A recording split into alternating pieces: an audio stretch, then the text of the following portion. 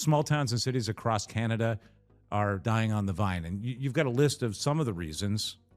Demographic hollow out, Mike, economic squeeze, the missing middle, the housing paradox, and of course the urban-rural polarization. Add on wildfires, Mike, it's a problem. On a recent trip to the west, I made some observations. On a recent trip to the east, my good friend Paul Micucci also made some observations about what is happening in small towns and cities across this country. This is tplmedia.ca. I'm Mike, and this is Paul Micucci. Hey, Mike, how are you? Good. Thanks for taking the time to talk about this, because this really, it's kind of anecdotal in the sense that we just experienced a trip in different directions across the country, and we landed back in Toronto with some commonalities in the way of observations about the small towns and cities across Canada. I, for example, went up through Ontario, where there are towns that were once bustling, like Thunder Bay and Sault Ste. Marie, that are now diminishing in size. Thunder Bay felt a lot like a ghost town. In fact, the morning that I was there was bears wandering through town. Yeah. Well, it's I think it's down to almost 100,000 people. And I remember I did a project in Thunder Bay years ago, and it was almost double the population. I think it was more than double the population. So I think what we're finding, Mike, these and I did the same thing. So I went from Kingston into Ottawa, Montreal, then hopped over, that long drive into New Brunswick. And you realize how big this nation really is. And how intense it is to upkeep the infrastructure of this nation. So, as you're going and you're looking at it, you're thinking, wow, how do we do this as a country? Because, 40 million people, and we're spread out like very dispersed. So, as you're driving along, you see a small town, you see a home here, a home there, and you think, okay, well, these, they need water, they need electricity, they need sanitation, infrastructure, roads. You need all these things. These people have to be educated somehow. There have to be schools. They have to healthcare. So you're kind of looking at it, you're thinking, wow, I don't know how this all is managing it. And then you start. Did you actually get the feeling when you're out there? We're so remote right now. Somebody living here cuts a finger off, they're in a lot of trouble. Or how the hell did the kids get to school in the middle of winter all the way out here? Yeah. Well, and we mentioned, a couple of times, I've talked to you about it, the number of traffic stops and number of construction stops that we endured through our trip. I can't even count them. It had to be over 400 places on the highways where we were going down to 60, then back up to 110, and down to 60. Same to the west. Yeah. So, and that, by the way, is the same highway that we were on. It's the major thoroughfare of Canada. Yep. Yeah, man, the work that has to happen on that just to keep it moving. Well, but moving for who, Mike? So that was my question. As I was traveling across, I'm sitting there, and Chara's with me, and we're talking, we're having this conversation. I said, who do you think lives here, right? Because we were actually listening to the show that I think Jim and Brady and Liam did, which was on birth rates. Right. So here we are listening to the show, and I said, Char, birth rates are down. We know that there has been a hollow out demographically of these areas. The young people have fled into the urban centers. They're not staying. They're going into high-tech jobs. They're not staying on farms or anywhere else. And we're actually, it's interesting. So as we're going further east, and we got into like PEI, we're talking, and we're up in Tignish, which is the far corner of the northeast of Canada. Yeah, that is remote. Very remote. And we're having a great interview with Francis Morrissey from Royal Star Foods, a terrific guy. And he's telling us the story how their kids are no longer there, and that they've had to actually bring in a group of Filipino people, which are doing amazing in the food processing of the lobsters and the fish that he's doing. But, they didn't pass it down to a generation or a community of people there that were waiting for those jobs like many generations did. They're supplementing. They're supplementing with immigration, trying to keep an industry going, which I think it's a wonderful story. Yeah. But it is the story of two tales, right? Because if you have a farm, or quite frankly, maybe you don't have a farm, maybe you've sold your farm, and quite frankly, you're just a senior living there. Your kids aren't there. So the tax base isn't there. That's true. So now Infrastructure starts to suffer. Now there aren't new schools going in. It's hard to attract people to come into an area that's disintegrating. right, which then causes the economic squeeze. So now all of a sudden, all your costs, all your rural business costs are going up, right? Because the businesses that are still there don't have as many people to sell to. So in order for them to stay there, they have to increase their prices to insure your property, whether it's a hardware store or a grocery store. Any of those have to go up. Right. Like the costs, because they have to maintain, they have the same cost base, which is very interesting. And anyone coming into the town, and that was a big, I think you mentioned, Mike, before the show.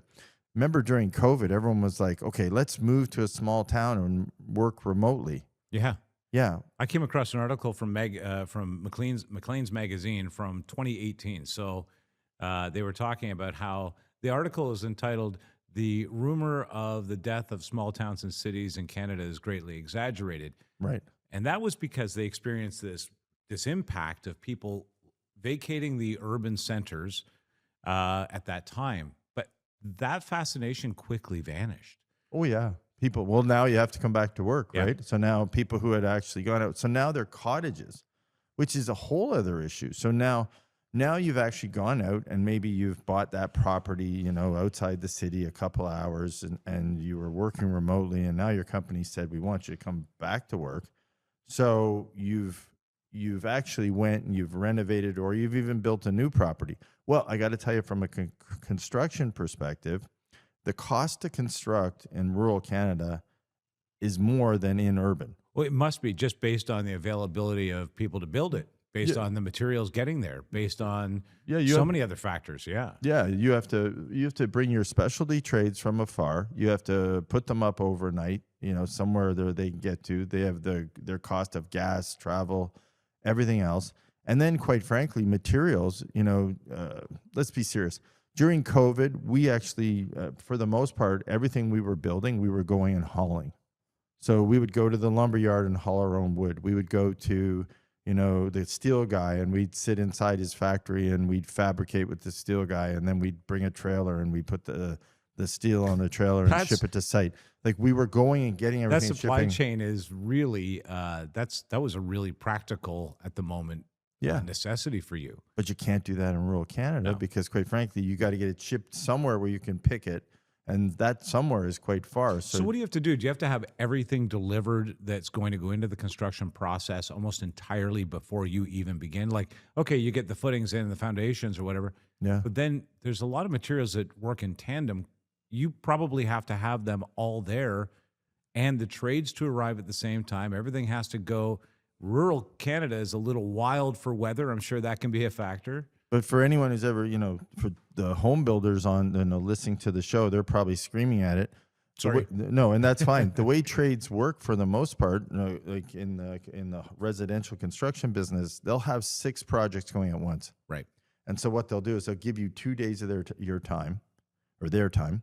They'll give it to your project, and then you have to fight them for an extra day or two to stay on your site, because they're actually going to one of the other 6, because they got to keep working and your project may be delayed. So your electrician, who you said come, next week, you might call them up and say, well, the plumber didn't get out of the way, so I'm going to delay you a week. So he keeps 6 projects going to maximize his return.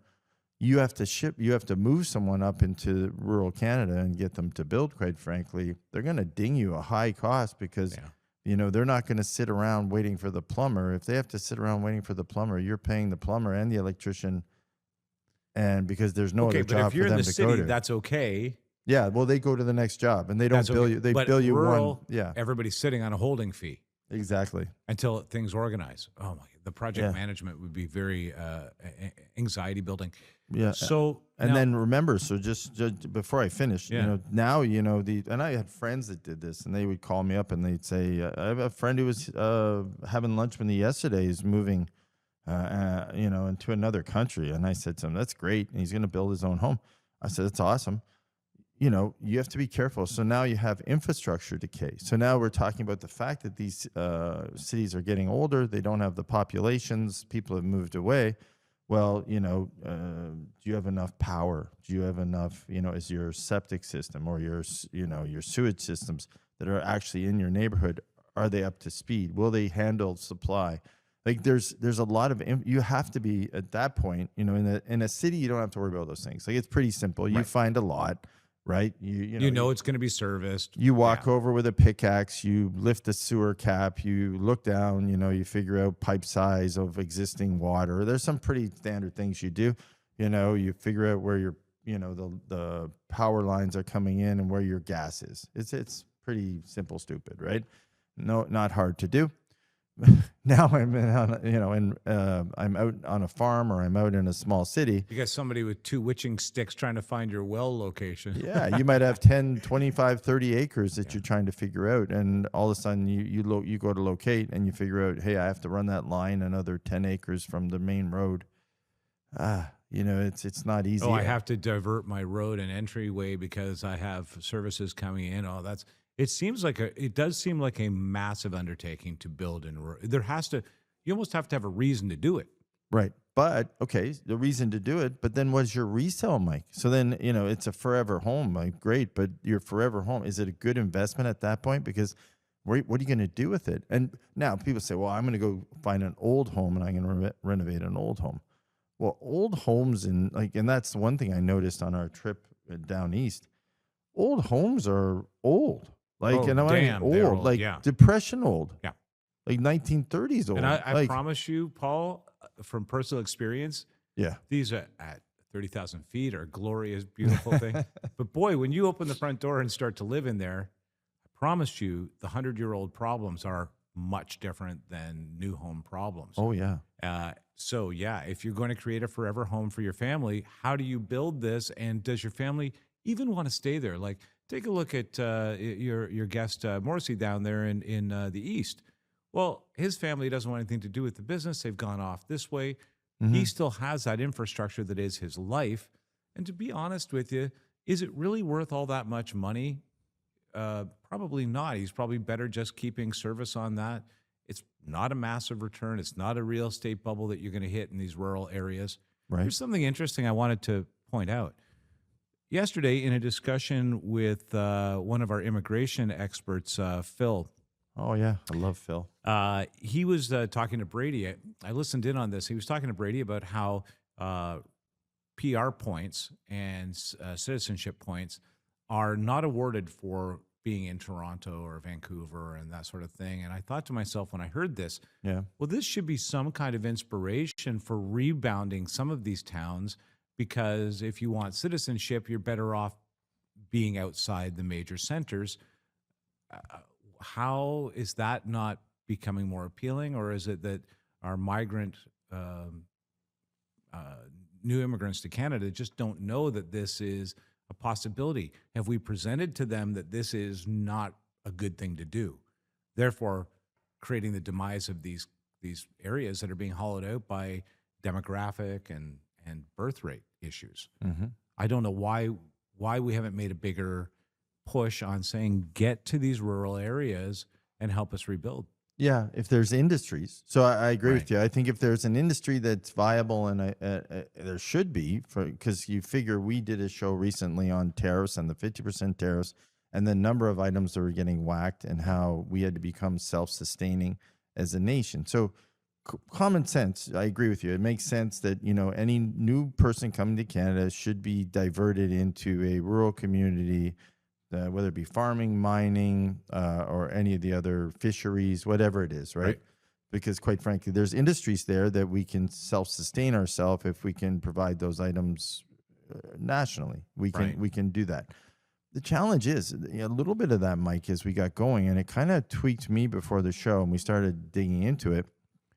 Now you got to layer on some new things, and that we're seeing, and I think it's like one of those, one of those surprise, because now we're seeing wildfires everywhere across Canada again for, the third or fourth year straight. We're having these smoke warnings in the major, if you look at a urban map of cities. Canada right now, and I'll try to provide one for Nick right after the show that we can put in right here. Yeah. But it's lit up right across the country now, every rural sector in almost every province.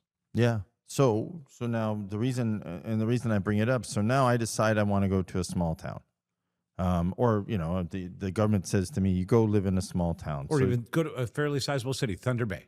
So you have to find housing, which is tough sometimes because there's not as much housing. So you got to get there. You got to find housing.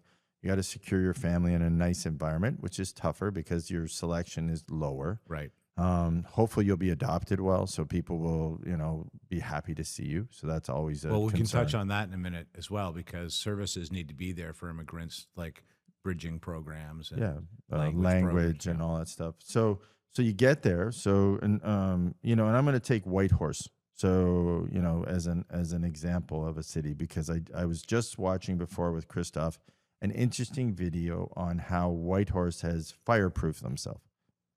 So now you land in this city, and the 36,000 people, I think, if I get that wrong, sorry, Whitehorse, but 36,000 people living in Whitehorse, been up there before.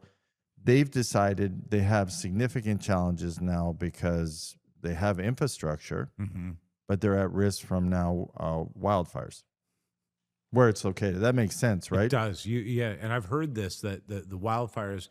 Well, that's interesting, Paul, because we were just talking about this before the show as well.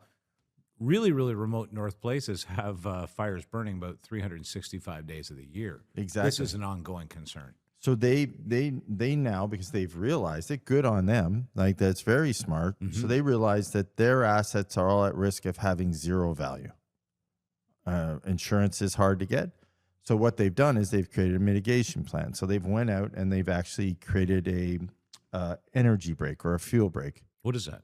So they went out and cleared 2 kilometers of trees. So mostly spruce and pine adjacent to the city. I've been up there a couple times.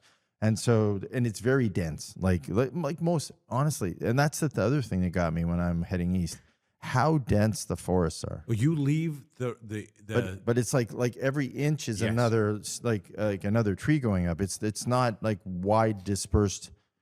New Brunswick is wild. As you drive through New Brunswick, you think if I enter the woods for a nature break, I never find the car again. Oh yeah, unless you're great with a compass, you'd be in trouble, and you can't take a GPS for sure.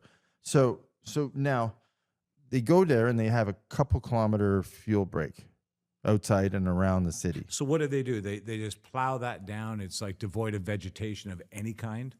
But it's honestly, they had to get the government to give them, I think it was somewhere up just under $20 million to clear cut that 2 kilometers. And it's a big swatch. It's like, let's first say 50 kilometers around the city. They have to actually create like a moat. It's almost like a that's what I was going to say. Like they used to do in castles. Yeah. So the city now, and then, so think about it. So you're a new Canadian, you come to a small city. The government doesn't have the money to go and create these clear-cut moats or clear-cut areas, fuel breaks, around 250 times across Canada. No, or whatever. Yeah, 1,000, whatever the number is. Christoph, how many fires are burning, if you can find out right now in Canada as we're doing this? Oh, yeah, it's crazy. So the government doesn't have the money. So if you want to stay there now, so what's really becoming clear in my mind, Mike, it's not only do you have all the economic squeeze, you have the demographic push, you have the missing middle class and the housing paradox that we just talked about. You have all these things. Now you layer on the fact that you have a critical wildfire issue. So it's not that your bridge fell down or your water system got contaminated. It's now that you may be burnt to ash, or you're evacuated for an extended period of time. Right. Well, and if you're evacuated, who knows what happens? So, but now you have that issue. So you layer that issue on, and you're like, okay, what cities and what groups of people now, if they want to live there, have the ability to do that themselves? Now, it doesn't sound like much, but quite frankly, I don't know if I was lucky enough at a very young age. My grandfather bought a property and developed it in cottage country up by the Minden Halliburton area. Okay. So we cut trees all summer long. So And for those of you, it's not like trees you get in the city. These are trees, like massive trees, right? 100-year-old Yeah. behemoths. Like a tree is like one tree takes 3 men all day with chainsaws, like big, like 36-inch chainsaws. And you're going to start at the top and work your Yeah. way down on them. And so we would do that all summer to clear cut the property. So in order, now the machinery, in the case of like Whitehorse, they bring in the big machines that are, but again, that's very costly, right? Well, that's how many like fires millions. were there, Christoph? So right now, the 900 fires, you cannot, I mean, some of them, but once again, we don't have that ability, and nor the mentality that in most of these cases to go and do this. We don't have the funds or the clear cutting equipment to clear cut fast enough to get there to probably save them all. So, Right. so that's great, and they're smart enough. They did it. So like, good on them. I was when I was watching the story, I was like, wow, that's really cool that they did it.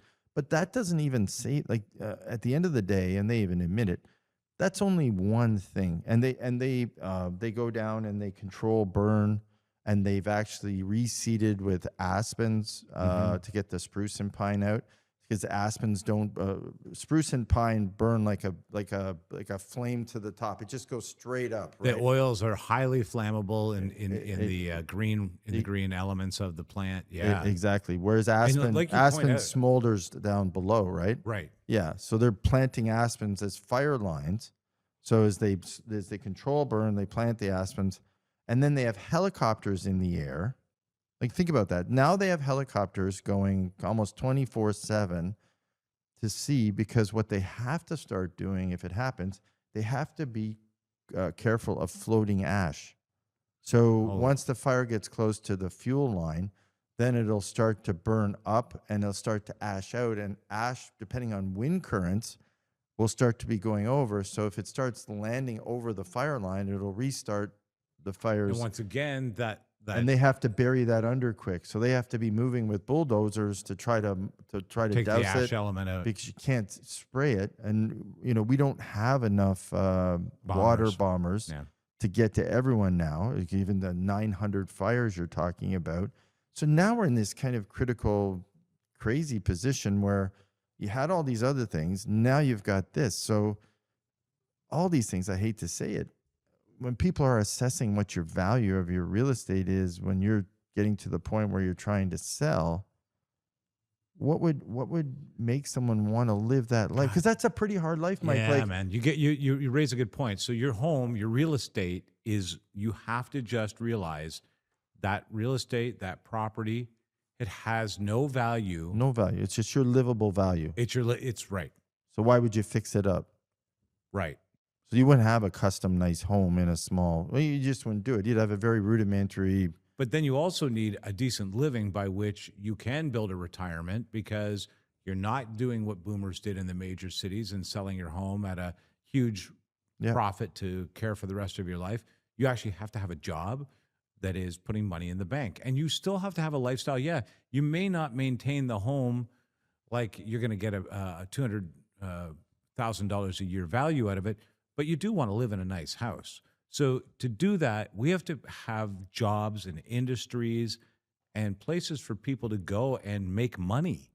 Mm-hmm. Well, more so than even in the city, I think. Yeah, well, you do, and it's interesting. So coming into the show, someone handed me this, and it's actually just from a few days ago, which I was shocked because I didn't pick this up. And this is on Ontario cottagers, right? Are now being warned, especially up in Muskoka, to be careful with the dry conditions coming up. Well, we have, a heat wave on the way. Right. And And the article talks about the high number of Airbnbs that are actually in here that people developed through COVID, that they create these beautiful Airbnbs that people, and the challenge is the people going up into these areas don't understand the issues with lighting fire bans. What happens in the wind, the lake weather? Nor do they care. No. So they're out there having, marshmallow roasts and getting a few in them and having fun, but not paying attention. So, what maybe your nest egg that you thought going up to a beautiful cottage country, which is not even your full-time home, just your partial home, has almost the same conditions now. So it's really is becoming a challenge. Like this is, and we haven't still as a nation sat down to address what to do. Whereas Whitehorse, quite frankly, They yeah, found they're trying, right? They're actually thinking through this. It's a city, and they're saying, how do we slow this fire down? Where are the brakes? Like, what do we do to if this happens? Well, that's management, right? I Yeah. mean, there's not a solution. There's no solution. There's Well, you only can't stop it. managing the problem. Yeah. The cottage country thing really got me. I mean, the Airbnb thing, you're right. I mean, tenants can be careless enough. Airbnb, you get an Airbnb for a couple of reasons. One, you're going to go on vacation and you want to do something with the family, and maybe you'll be more cautious or whatever. But yeah. You're going to have a bonfire. You paid for the week. You're going to have a bonfire. Yeah. Even if the sign in town says high fire risk, no fires, you're going to do it. The rocks are out there by the chairs, right? What are you going to do? The sticks are in the forest. I'm sorry, people are going to do it. Sure they are. And then the other element of the Airbnb is it's a party scenario, and flicking butts. Who knows what's going to happen? But you're right. Airbnb stands for air, bed, and burn, maybe, because people are careless. I can see several problems coming out of that. But okay, so now how do they deal with it? Because now they're in. Also, do you want to live in a town full of Airbnbs? Sorry. No, I'm with you on that. I don't. But as I'm driving east and we're going through and I'm saying, you see all the dead trees? Oh yeah. Right. So that's the other thing. So the worst winters we have now, the colder winters, the worst winters, the windier winters, the icier winters, more trees fall down, more trees are knocked down. And the Asian beetle has destroyed so many swaths of forest that just stand there like timber now. Exactly. Yeah. So which are just ripe for this. So now on top of all these things, which the rural Canada is enduring, they really, unfortunately, when we talk about infrastructure issues now, we have to lump this in. And if we lump this in, if there's no plan, how do we develop plans? And I guess, Mike, where my thinking goes to, and I know people, probably don't like the concept. I wouldn't if I was living there now. You have to start to amalgamate people. Like take areas and say, okay, do you mean actually push the physicality of these towns together? Yeah. So you have to take ridings or areas and push them into one. I know politically they hate that idea because, a lot of votes in rural Canada, get a lot of emphasis because, quite frankly, they count as a seat, right? Yeah. So, and that's always the argument. If I have more people, so I should have more seats in the area with higher populations than less. But, quite frankly, representation is required no matter what. So there you are. Yeah, exactly. But for the most part, take away the politics, which, politics plays in everything from infrastructure to life. Over the last decade, we as a community or as Canadians have emphasized infrastructure in the big cities. So the political push on infrastructure has basically pushed us to do more upgrades, to build more condos, more retirement homes. So that's just reality. That happened. You can't deny that, which meant the decay of the infrastructure in smaller cities. Now, with all the influx of wildfires and all the problems with declining populations, you need to start to say to people, okay, you need to transition into this. If we're going to take care of you now, we're going to have to transition you into this area. And around this area, we're going to have to build fuel breaks, and we're going to have to try to find a way to make sure you're safe. Well, and you have the basic needs to survive, because we can't just leave you out there. Like, I think it is a moral responsibility that we have to have that conversation now. Well, I think that people might have to be given the opportunity to do something that it's going to have to be government backed, Paul. I mean, nobody's going to give up their property. I'm not giving up my family property for 150 years just to go move over to Thunderville over there. I never even liked the Thundervillians. So, I think that I can see the challenges in it. But I think that if it's presented in a way that is, look, we're going to build better infrastructure, we're going to have places for school, there's going to be jobs, we're moving a government, a department of the government, federal government here, or the provincial government here, so there's jobs. We're going to create that. I think you have to create an appeal factor, right? Yeah. We're not doing that anywhere. Other countries do it, and we've talked about it on other shows, and I Well, bring it. look what Britain's doing. Britain's building communities, right? Yeah. Multi-income, multi-scale, multicultural communities. And the other thing they're doing is they're nationalizing things like the water. For example, the water system, the water, I guess, treatment facilities and the infrastructure, the piping and stuff was last done kind of the late 60s, 70s. And it was done by a company that was given the contract to do it. Now all of that is disintegrating. It's time for the nation to take it over. So they're actually nationalizing their water. They did the same thing with steel so that they could keep an industry moving Right. in Manchester. Yeah. They did the same thing. They're about to do the same thing with oil again, so that they can keep. So what is essentially happening there, and I don't know that it'll work, is they're drawing people from rural areas to industries nearby, the oil industry, the water rehabilitation program, the steel factory. All of those are, so if you lived in Peterborough or the Kawarthas, but there was work for you in Peterborough, you might move the 30 kilometers closer that it's going to make going to work convenient. Yeah. So that is one of the things I think that we're seeing in Britain. Also in Germany, they've done this in several ways. They've drawn people out of the major centers into actual jobs, moving government facilities out there. I think we have to do things like that again. Sudbury's a good example. Yeah. The Chinese, I bring it up on multiple shows. The Chinese build cities around him, so they create economies or sectors, whether it be mining or whatever, and then they build cities. Or, the cities pop up because the economy and the economics of the cities are there before, right? And then the people go there and they go to live. And Exactly. quite frankly, it looks like, and unfortunately, there's, I don't know, upwards of 100 towns, cities, communities in Canada right now that are going to disappear. It's interesting, Paul, and I heard this, and maybe you did along the way. I would ask people, what do you think about? I can't help it. The politics comes in. So I ask people this basic question. So what do you think about Carney? What do you think about our government right now? And, consistently the response that I get was sad. Oh, I don't care about them. They don't care about me.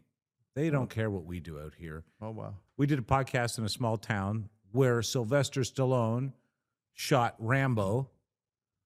And the guy told us that, no, we've been forgotten by the media for a long time. When nobody comes here, they don't care about our issues. When you start to amalgamate, and we're finding this as we travel the country, that even just amalgamating with shows, a topic, communities come together closer. But we don't make a huge effort on that front. People feel abandoned.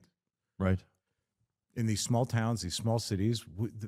So how do we make that more appealing with a declining birth rate? How do we save these towns? I think you're right. We have to start with infrastructure plans, man. I think it's amalgamation. Amalgamation, honestly, Mike, in the urban centers, we amalgamated years ago. There's lots of amalgamation of cities. And it was we couldn't afford to have the infrastructure and the government and the overhead to keep them. Was it the best thing? Probably not. We had a lot of bumps. It took us quite a while to get through. And even today, we see some of the challenges with amalgamation.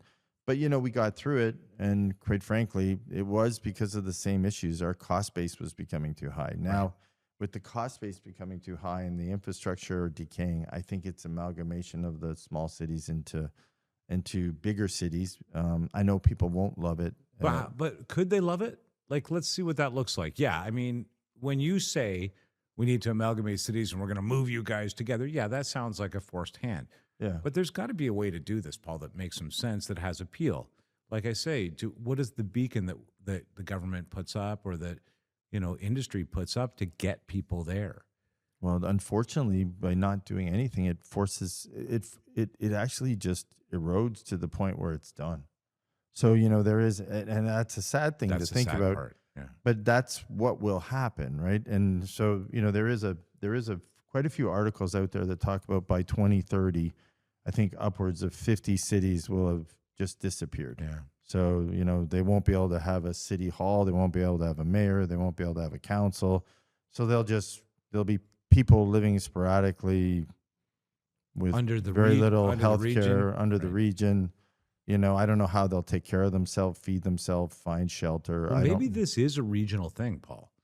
Maybe this becomes a regional issue. I mean, you take a look at how many regions do we have in Ontario? Sorry, I don't know the number offhand, but maybe what we need is a regional strategy that encourages people to be part of certain regions and other regions to incentivize to create. Amalgamation, by the way, is a great thing. Amalgamation rarely causes problems. Amalgamation of cities has made great cities in this country, Sure. bringing Sure it smaller has. towns and cities together. Yeah. But when you're in such a rural, widespread area with ownership in indigenous areas and things like that, and maybe that's the other thing. There's areas in this country that are really indigenous based, and those cities nearby could use that infrastructure boost as well. Sure. Why are we not creating that amalgamation? No, I agree, Mike. You know, and I didn't hit on it, but, you know, and people can say, well, I don't like the idea, but you know what? Honestly, look at Whitehorse. So, you know, and we just used that example. If you were really interested in staying, you as a community would have figured some of the things that they're figuring out and they're trying in Whitehorse right now to attempt to stay. So you would have, you would have actually figured out fuel breaks. You would have done controlled burns. You would have, gone out and tried to immigrate new people to your area like they're doing up in Tignish. Like, there are things that you would have actively done to make industry come towards you, protect that industry, create safety.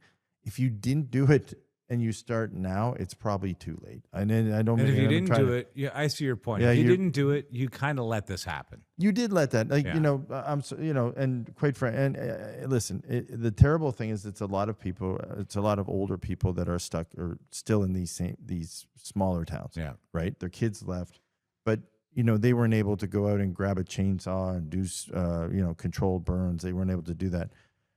That's unfortunate. And that's the sad thing of this, quite frankly, because, that's that whole thing in real estate. When you stay too long, you don't sell your property, your value can go down. Yeah. And that's what we're going to see a little bit of for those people who moved to those towns saying they were going to live the holy bliss of small town Canada. They're kind of in an odd situation now because they doubled down, sold their property. Right. Now, the good thing is they probably sold their property inside the city for a higher amount, and hopefully they didn't build a new property, then spend all that money that they made on a new property. They downsized a little. If they didn't downsize, they're probably in for quite a loss, right? Are you kidding me? Yeah. Who the hell made a profit on the house that they left in Toronto? People ran from the city from their mortgages. They did, yeah. A lot of them did. A lot of it was unaffordability in Toronto and the perfect storm to find a reason to go. Yeah, exactly. Well, listen, I would like to talk more about amalgamation. And so what I'm going to do, if you don't mind, in the coming weeks, and maybe even while I'm making my trip to the West and while you're going to the East, let's consider what this plan might look like and see if we can find a couple of experts who have thought about this before. Yeah. Or have tried this. And let's see if we got something here, because I don't think it's a terrible idea, personally. Yes, it does sound harsh on the physicality, but what is worse, losing your life, your lifestyle, or creating a better scenario that's been thought through? Yeah. Well, I think it's optionality. Unfortunately, they don't have a lot, and that's the challenge. And that's the sad thing about what we're seeing now. Listen, we have a beautiful country. I don't think anyone argues it's massive, and people come here because land. When you go back to where my family's from, all they talk about is the amount of land you can own based on what you could own in Europe, and everyone's that comparison. Yeah. Oh my God, what you can get here. Yeah. Unfortunately, the population and our infrastructure is just not working right now, and we see it. You see it in spades as we travel across Canada. Well, hopefully we'll create some industry and take some roadblocks away that get us back to producing, that bring these back to life, some of these towns. Yeah, or combined towns. Get them down. Yeah. Let's create new industry that brings them together into better pockets. Yep. Sometimes you show up with radical ideas. Did you know that?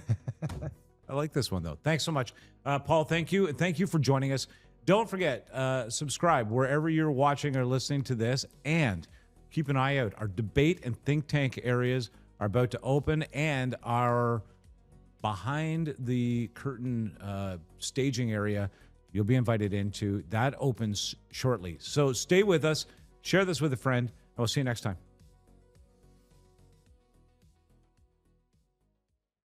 Looking for reliable and convenient personal safety products? Less Lethal has you covered. As Canada's only authorized Byrna distributor, we provide a range of products for recreation, protection, and security. Explore our Byrna launcher lineup, including the LE, SD, TCR, and Mission 4, designed for different levels of performance and protection needs. We also offer the Banshee personal safety alarm, designed to protect children, women, and vulnerable individuals. Because your safety is our top priority. Shop now at lesslethal.ca.